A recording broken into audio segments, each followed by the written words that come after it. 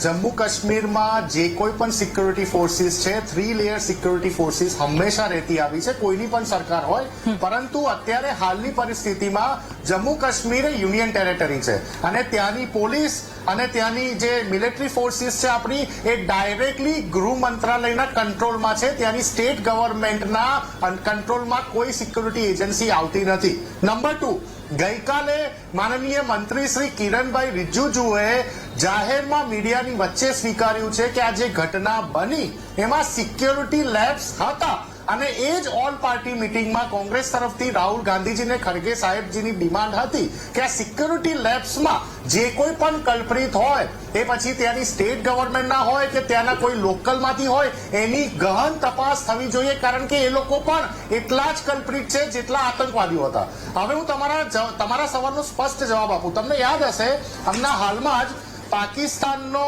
જે કહેવાતો હોય એવો રક્ષા મંત્રી ખ્વાજા આસિફ, કારણ કે પાકિસ્તાન ઉપર તો કોઈ સરકારનો કંટ્રોલ છે નહીં, મિલિટરીનો જ કંટ્રોલ છે, ત્યાંની આર્મીનો જ કંટ્રોલ છે, આપ ભલીભીતી જાણો છો.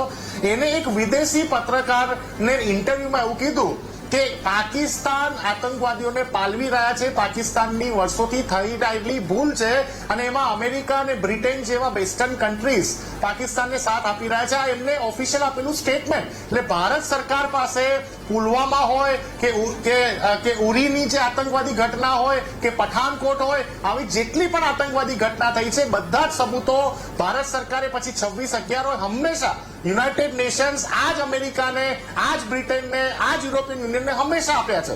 પરંતુ એમનું વલણ હંમેશા દોગલું રાજકારણનું રહ્યું છે. આપણે ક્યારે પણ આ વેસ્ટર્ન નેશન્સ ઉપર પાકિસ્તાન જોડેની આપણી મેટરમાં આપણે વિશ્વાસ નથી કરી શકતા.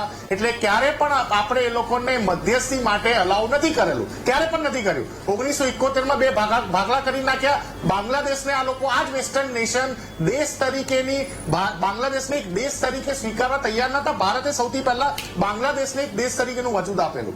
આગળ વાત કરું, અત્યારે કરન્ટલી તમે જોવા જાવ તો પાકિસ્તાન લગભગ 13,000 કરોડ ડોલરથી વધુ દેવામાં છે.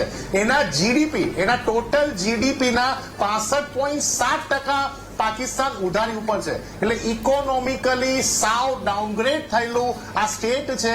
એની પાસે આતંકવાદ સિવાય કોઈ રસ્તો બચ્યો નથી. તમે જોયું કે દુનિયામાં સૌથી વધારે જો કોઈ ગધેડા સપ્લાય કરતું હોય તો એ દેશ પણ પાકિસ્તાન જ છે. અને આ એવો દેશ છે કે જેની આર્મીના પર્સોનલ 80% પર્સોનલ જયારે રિટાયર થાય છે ત્યારે એમના દેશના ભ્રષ્ટાચારમાં વિલીન પૈસા લઈને અન્ય દેશોમાં જઈને સ્થાયી થઈ જાય છે. અને જે કરંટમાં ત્યાં જે આર્મીના લોકો છે એ લોકો પોતે બિઝનેસ પણ કરી રહ્યા છે. We have a professional army. Bharat દેશ પાસે એક પ્રોફેશનલ આર્મી છે. પછી નેવી હોય, એરફોર્સ હોય કે પછી આપણું પાયદળ હોય, આપણી પાસે પ્રોફેશનલ આર્મી છે. આપણી આર્મી સંવિધાનને આધીન આપણા ભારત દેશના પ્રધાનમંત્રી અને રાષ્ટ્રપતિજીના ઓર્ડરને હંમેશા સ્વીકારે છે ને એના ઉપર રિએક્ટ પણ કરે છે.